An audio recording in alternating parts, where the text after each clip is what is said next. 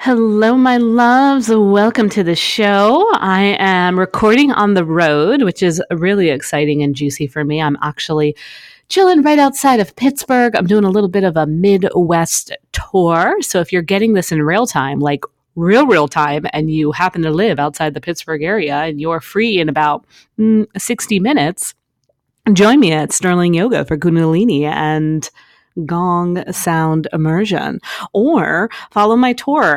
You can go to my website, danielmercurio.com/events. I'll be hitting up Indiana.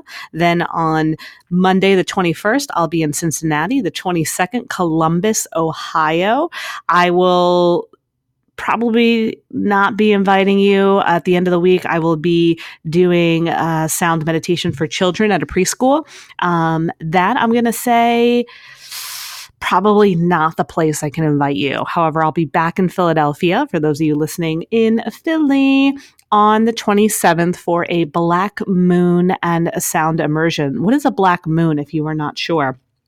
A black moon is actually what occurs right before the new moon. So essentially, the new moon kicks off a fresh moon cycle, and it happens in the sun sign that we're in. So essentially, later in the evening on the 27th, we'll be having a new moon in Scorpio.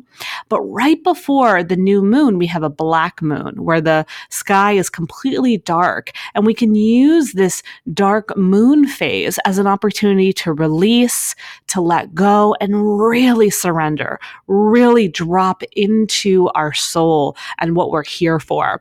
And it'll be an amazing experience. So if you're in Philly, join me for that. I'll have a couple other events happening in November in Philadelphia as well. But for my Indiana, Ohio people, if you're listening in real time, let's get on it and let's meet in real time. I would love that. I really would. And what I would also love is to record this show for all of you. So let's do the thing, shall we?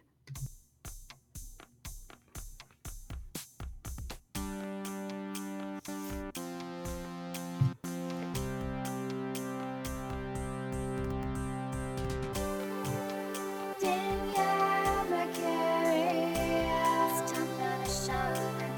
welcome to the show. Danielle Mercurius, welcome to the show. Welcome to the show.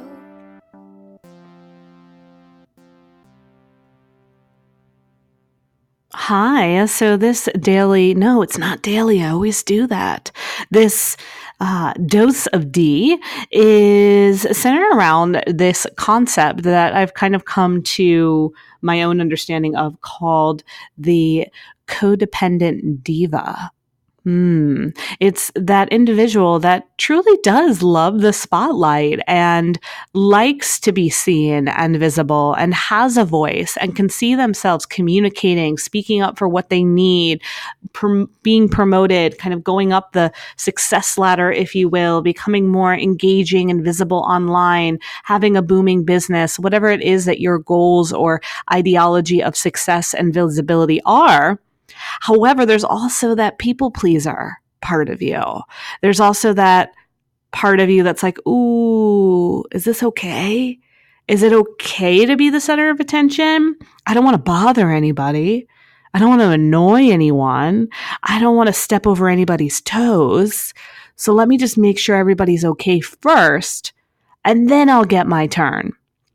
But oftentimes, the codependent diva is left behind the scenes because it never becomes her turn or his turn. They never get that chance in the spotlight because they keep passing it to someone else. They keep giving their power away to either someone else who's taking ownership of being in the spotlight, or they are so busy making sure that they are not bothering anybody or annoying anyone that it never happens. They never actually get their turn because honestly, there's never going to be that perfect point or moment where everyone's just 100% cool, okay, and rooting you on. It just doesn't work that way, unfortunately. And so the codependent diva oftentimes is watching everybody else do their thing, and they're thinking, I could be doing that too, but they're not. So what do we do? What do I do? Because I am one of them. I am one of you. We throw around that term a lot of introverted extrovert, right? And I definitely play in that realm. I definitely, when I'm on, I am on, I'm extroverted. I love to be social. However, it has to be the scenes that I want to be in, right? I want to be around like-minded individuals. I want to be in trendy places. I want to be in the spiritual hotspots. I want to be kind of in, places that have a higher frequency because I feel like I can be very extroverted from that space. But there's also the part of me that is the observer that likes to see the scene before I fully step in and speak out, especially if it's something that's not a speaking opportunity where I already am guaranteed the stage, if you will. So I like to kind of observe and see what's going on. I like my downtime. I like to be alone and watch reality television and just chill and be away from everyone. But I think that's kind of normal, right? Like, I think if you are engaging in a very active lifestyle, if you're doing things where you're visible a lot, then yeah, you do need downtime. I think most people do. So I kind of question sometimes, is it that I'm an extroverted introvert, or do I get held back because of my people pleasing codependent tendencies when I really just want to be, the supported, visible diva? And I kind of came up with this term because I'm currently in the process of bringing on a assistant that is based in Philadelphia. And I was describing to her a little bit about what I'm looking for. And I said, here's the thing. For example, at events, I have trouble asking people to take my photo or do things for me, or anything that feels like I'm getting too much attention. I get weird and I don't ask for what it is that I want, but I really want that. I want the photo taken. I want the attention. I want to document what it is I do, because this is what I do for a living, right? I shouldn't be going to an event where I'm being hired to speak and then not leverage that event to attract future engagements. That's 100% what I need to be doing. Yes, you agree. And if I'm holding back and saying, "Ooh, I don't want to bother anyone. Oh, I'm acting like a diva. Oh, who do I think I am?" Then, nothing happens. I don't leverage that event. It was a great event, and hopefully I got a little bit of return from it, but it's not allowing me to scale and grow in the way that I know in my bones I'm meant to. So I shared that. I said, I do see my business growing. I see myself speaking even more and becoming even more visible. But in order for that to happen, I have to push myself out of my codependent comfort zone, out of my people pleaser side, and ask you to help me, ask you to support me, ask you to make your focus me, which is really uncomfortable. Even right now, I'm a little bit like, but I'm not going to be able to move my goals forward without help. And it feels a little bit awkward because my goals are very self-focused. However, my self-focused goals are prime with the mission and the intention of a higher purpose of creating impact. And my personal mission is to give you permission to live the life that you're supposed to. And so if I'm not living on purpose, if I'm not giving myself permission to do these things, how do I expect myself to thrive? And how do I expect myself to teach you how to thrive? So it all goes hand in hand.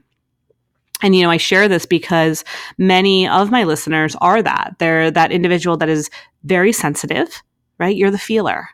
You're the one that does take everyone else into consideration. I mean, I can't tell you how many times I have taken everyone into consideration. And I remember, this person's going to be at this event, or this person likes this food, or this person, is sensitive here, et cetera, et cetera. And I get so deep in it that then I don't stand a chance to get what I need. It's not balanced. And so if you can resonate with that, if you kind of are that person that seems to kind of get forgotten or focuses on, how the other person is feeling, or you want that person to like you, or you assume things and it's just not panning out, well, it's time for us to take back our power. It's time for us to say, you know what? I'm feeling extra and I want to be extra, right? And it doesn't mean this loud, showy extrovert per se. Extra just means I'm going a little bit outside my comfort zone so that I can continue to fulfill my goals and my dreams and what success means to me. I do feel a little extra when I need someone to help me. However, that's just how it has to be because I can't do it all on my own. Let's take a speaking event, for example. I've got to do my hair, my makeup, prepare my speech, take my photos, do my social media, engage with the crowd, network. That's a lot. Dress myself, making sure that the way I look is presentable, that the lighting is good. There are a lot of factors. And I need someone to help me. And that's not me being extra in the way that is kind of needy or arrogant or ego based. That is me being extra so that I can do an extraordinary job, right? I want to be extraordinary. I want to be extra amazing. I want to be extravagant. Because in my core, I know that in the delivery, that's what people are going to see. The delivery is going to be extraordinary, and that's what creates transformation. That's what creates results. That's what creates conversion. And that's what creates me being able to continue to do this. So let's go to you. Let's say you are feeling like, you know what, Danielle? Yeah, I'm that codependent diva. I know the spotlight is mine. I know I am meant to be on stage. I know I like having my photo taken, but I also know it's awkward to ask sometimes.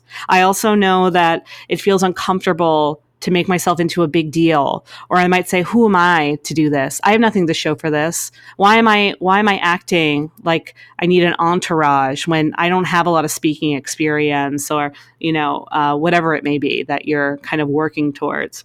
And to that I say, remember, first of all, if you're even thinking these thoughts, you are so not arrogant.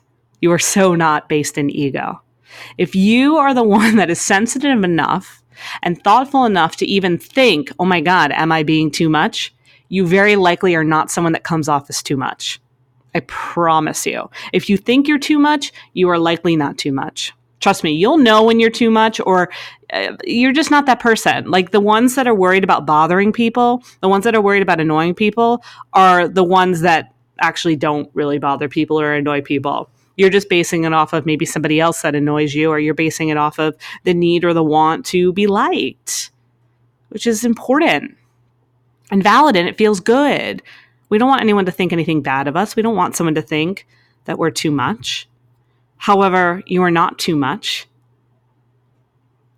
God wanted you, or universe, source, whatever ideology that put you here on this earth, wanted you to be a big deal, wanted you to be a lot, wanted you to be extra.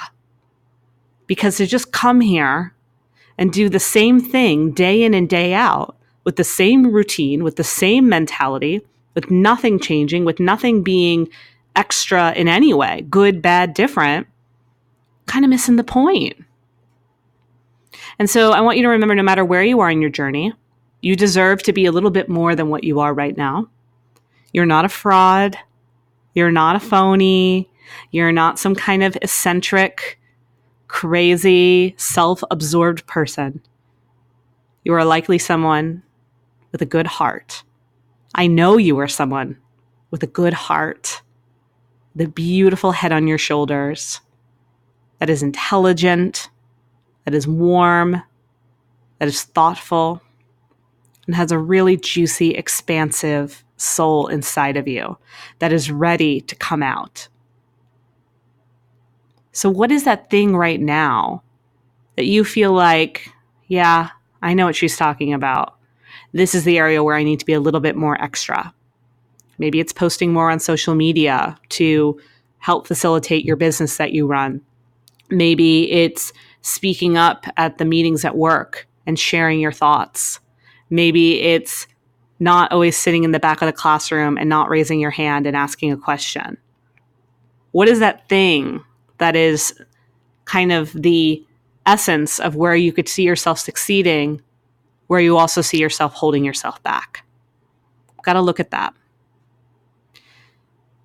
And so why are you holding yourself back?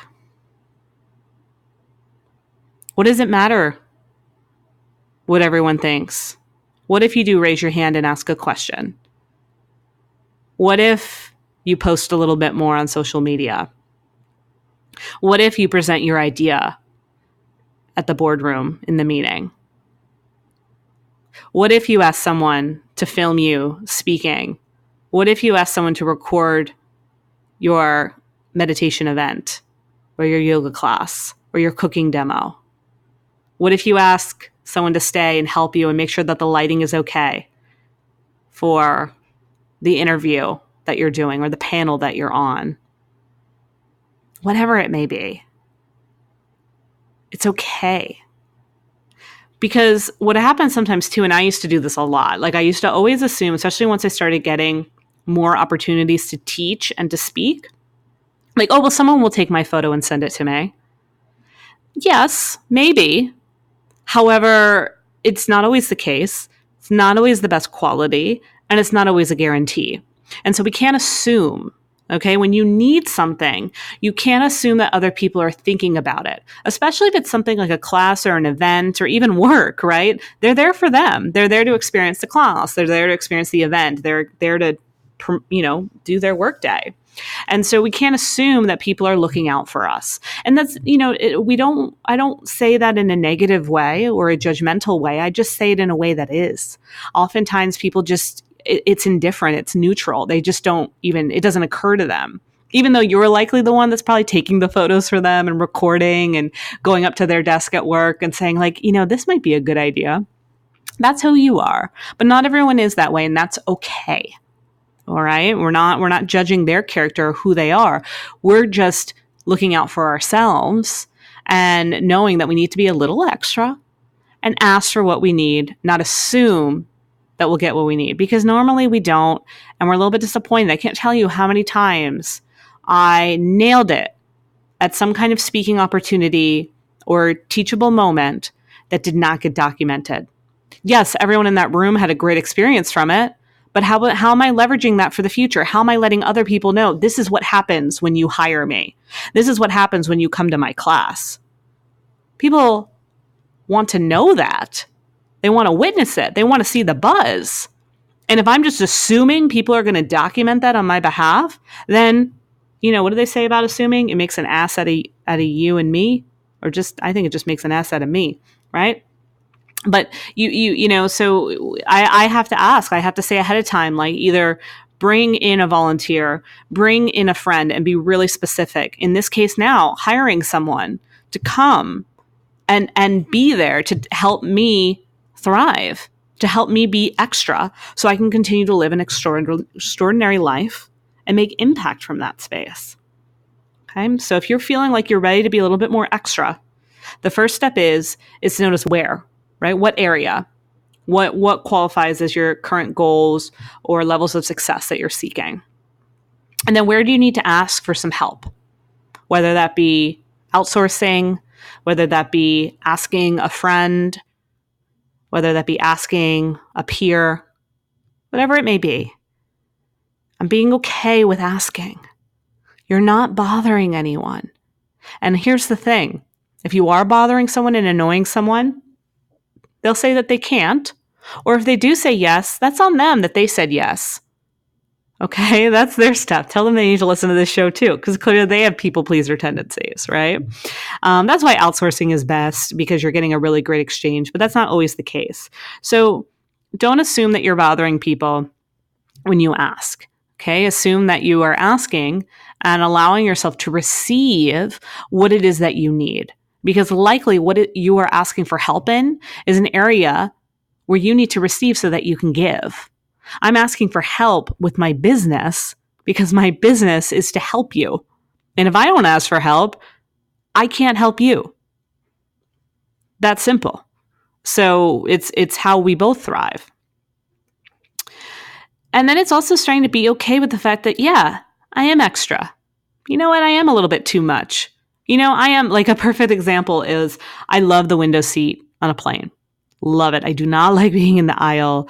I don't like my arm just hanging in the aisle when people are boarding the plane and coming through. It's a lot of energy. There's a lot of people. For me, I just kind of like to tuck myself right along the window. That being said, I also like to drink a lot of water. So what does that mean? I have to go to the bathroom. And I can't tell you how many flights I used to hold my pee in I was trying to think of a graceful way to say it, but there isn't one, right? Hold my bladder. I guess that's what you say, right? Literally, there was a time, 2.5 hours, I held my bladder because I didn't want to bother the person next to me. I didn't even know. And I can't tell you how many times I did that. And then a couple of years ago, I was like, no, like you're allowed to not only have a window seat because that's what you want and that's what you like. You like looking out the window. You like nooking yourself up against the wall there. And you also have the right to ask someone if they don't mind standing up and letting you out so that you can use the restroom. You deserve that. That's not being extra. And that's the quote unquote risk that someone takes when they take an aisle or a middle seat. They may get asked to stand up.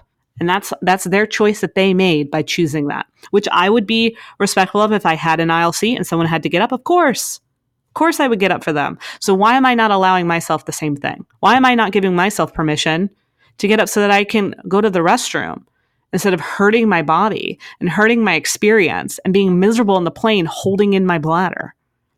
Okay. And I'm sure you've done it too. That's why I always try to be mindful. I literally will pee right before we board the plane, and I do my best. But you know what? There's going to be at least one get-go where I'm going to get up and go. So, reminding ourselves that it's okay to be a little bit extra in that way. You don't have to be so sensitive. Okay. And then because what happens is then we put all the blame on ourselves and we put all the pressure on ourselves and we give our power away by not standing up and asking for what it is that we need. And oftentimes it's little things. It's actually not big things that will scare someone that's codependent or a people pleaser. It's little things like getting up to go to the bathroom, asking someone to take our photo, asking someone to cover us at work, right? Like these aren't huge, major things, but because we don't want to disrupt the flow or the relationship, we hold back. But again, when we hold back, who's really being held back? You are. And so we want to be mindful of that. So what can you do when you're, kind of feeling in this space, right? We want to ask, not assume. We want to own the fact that, yes, we're a little extra. Yes, we have needs. Yes. Okay. Like we're allowed to have a little bit more, right? Yes, we're allowed to be extra in whatever capacity that may be. We can, and when we allow ourselves to be extra, we allow extra cash to come through. Extra meaningful relationships, extra happiness, extra enjoyment. Okay. And so from that, one thing that we want to do is when we get stuck, right? It's very easy to listen to all this and be like, yes, yes, yes. However, we have to allow ourselves to get into a space where when you're in an environment where you have to ask for help, or you're in an environment where you technically have permission to be the center of attention, stay present with that. And when we say center of attention, we're not coming from this ego, crazy, rule the party situation. It's just speaking when it's your turn, allowing your voice to have a say, sharing your story, sharing your side of things, sharing your idea. Okay, that's what I mean by allowing yourself to receive the center of attention, receiving the center of attention. Okay, there's a difference between that and being the center of attention. You don't have to be it. You just have to receive it. When you receive it, then you can create some output and you feel really good. And so we want to stay present to that. We want to stay present to how you want to show up for a party, how you want to show up for work, how you want to show up for a speaking event, how you want to show up for a yoga class, how you want to show up for a cooking demo, how you want to show up for an interview. Speak up. I can't tell you how many times I know people have been interviewed or been in a position where they get to talk about where they're an expert, and they talk about where they're an expert. They answer the interviewer's questions or they answer beautifully on the panel, and then they don't tell people how to find them. They say the basics of, find me on Instagram. But no, I want to know how to find you. I want to know that while you're talking, you're telling me what you do. For example, I was literally an MC for an event. My role was to be the MC. It was a self-help development workshop, and I was introducing all the speakers. I was keeping the audience's energy up and high vibe. I was just, keeping the day in check and having fun in the process. It wasn't a place for me to speak in the way that, about confidence or self-help. It was my opportunity to create laughter, to introduce individuals, keep the energy high, keep the day on point. And it was so much fun. However, because I didn't have the space to really like teach per se, I would drop little things I do. Like, for example, one of the speakers, she had been on my podcast. So you better believe when I interviewed her, what did I say? I recently had the chance to interview her for my podcast, The Danielle Mercurio Show. And through our interview, I found out, and then I led into her intro. Was that being extra? Was that being too much? I would have thought so back in the day. And I've seen so many people hold back from sharing. But that became a relevant point. How cool that in my introduction, I could tie it to an interview that I did on my podcast. You can be, on a panel, you can be sharing something from work and share an accolade. Share with us a little bit about what you do. Share if you're, training for a marathon. Talk about, the work that you put into it. It's okay. Share the fact that you're at the gym 5 days a week. Go for it. You can gloat a little bit. All right. That's you sharing your story. That's you receiving attention for your hard work. That is not being like this annoying person. Because again, if you're listening to this and you've made it this far, you're not that person. That person would have checked out already. Someone that's truly too much, someone that's truly self-centered, someone that's truly absorbed, they wouldn't make it this far. They wouldn't even realize that they might be bothering someone or they might be too much. So let yourself do that. Stay present. Remember your goals. Remember when you go into that board meeting or you have that conversation with your boss about a promotion, or you get asked to teach a class, or you get interviewed for something. Remember how this opportunity will relate to your goals. Really sit down and think that through. Because I think sometimes what happens is when we get that green light for an opportunity, we get the opportunity to speak at work, we get the interview, we get on the panel, we're really excited, but we're also very nervous and we want to do a good job. We want to make sure that we're pleasing that person. We want to make sure that we're fulfilling the role that they have for us. Here's the thing. You will, and fulfill your own goals as well. So again, if you're on a panel and the panel is about mindfulness and you're a meditation teacher, of course, you're going to speak about mindfulness, but you're going to share things as well. What would I do if I was on a panel about mindfulness? I would say, in my meditation method teacher training, one of the things I share with my students is Is that me being showy? Is that me being too much? No, that's actually qualifying me. It's giving me credibility to answer, and it's sharing with the audience, oh, by the way, I have a meditation teacher training. And it's slipping it in. It's not me being like, and I have this meditation teacher training and it's really cool. And I have all of these students and they're so amazing. I'm not saying any of that because that just sounds weird. When people run on and they make it about them, it does become too much. And I know that you know that, and I know that you're sensitive to that. And I've seen so many people fudge it up in that way. But again, they're the ones that aren't quite aware. And so then my ones that are super aware, like you, or ultra sensitive, like us, we hold back and we hesitate and we don't want to come off that way at all, but you're not. You're just qualifying yourself. It's okay to share. Actually, this came up in a recent conversation with one of my clients, and then continue. Okay? That's not you being like, I have this coaching business and it's amazing and I've been full-time for a year. Stop it, right? We're not doing that. You are just slipping what it is that you do. If you have a product, when I was in the process of developing my all-natural lip gloss, Okay? It's just little slips to let us know what it is that you do to qualify us while still also meeting the goals of whatever it is that you're there for. When I was the MC, I still met the goals as being the MC of the day while also meeting my own goals by sharing that I was a podcast host. Nothing wrong with that. Now, if I kept going on about my show and how amazing it was, that would have been a problem. I would have been extra and I would have been too much and not in the way that we're wanting here. So it's important to stay true to your goals while also honoring the opportunity. All right. So that's a little bit of what I wanted to share. I just feel like this is a really good conversation to have around, I think sometimes we quickly go into this introverted, extroverted kind of space, but I also think this like codependent Beyonce diva space is really important to explore too. And if you resonate with this, I want to know about it, because this is something that I've been exploring myself, because again, I've been so hesitant to ask for help, or I've been so mindful and aware of how everyone's feeling that I didn't want to step on anyone's toes. I didn't want to be too much. I didn't want to speak out of turn. I didn't want to be kind of reprimanded. I didn't want people to not like me. However, in the process, all I found was that I didn't like me as much. I didn't really feel good. I felt annoyed by myself. I felt like a bother. I felt like I wasn't getting ahead. I felt like I was too in the feels. And that's not really what I want.